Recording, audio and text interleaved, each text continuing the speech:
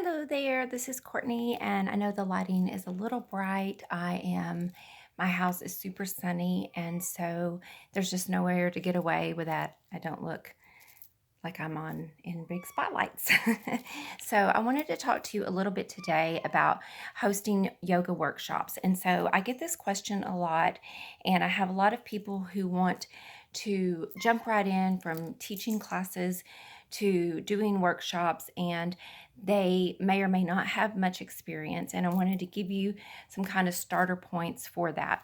So the first thing you want to do, I'm going to give you 6 tips today on how to host a yoga workshop. The first thing you want to do is you want to choose the topic.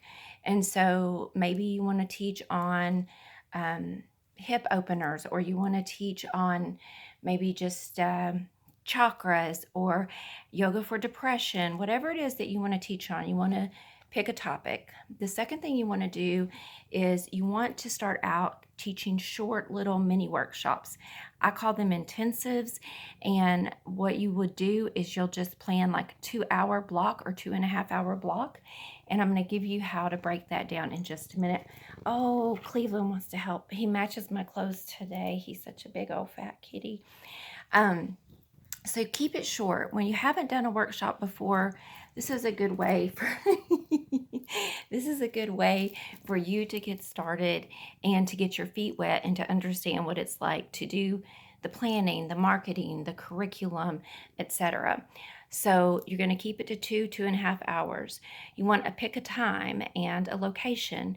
So you want to find a location that you can work with. Ideally, it's somewhere convenient that already has a yoga clientele, or maybe it's a place where you're already teaching classes.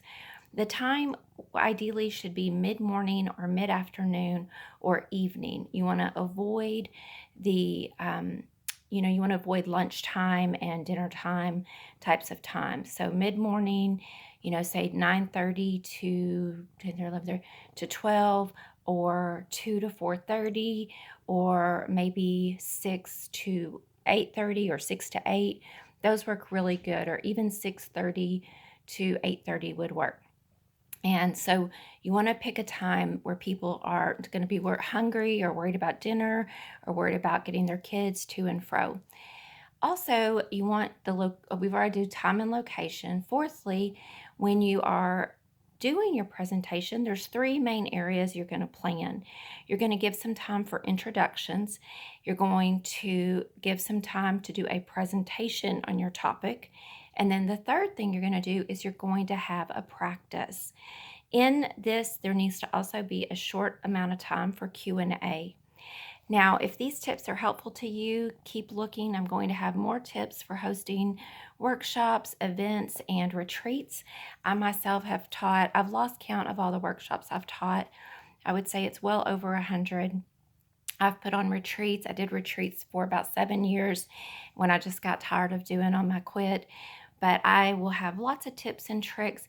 And sometime in the next 6 months, I'll have a little ebook coming out on hosting workshops, events, and retreats, and it's going to be very reasonably priced.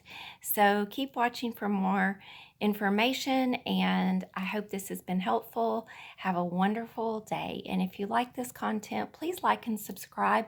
And down below, if you would leave me your questions about hosting workshops, I would be happy to answer them. So any questions you have about hosting workshops, anything at all, business related, topic related, credential related, I'm more than happy to help. This has been Courtney Butler Robinson. Have a great day. Bye-bye.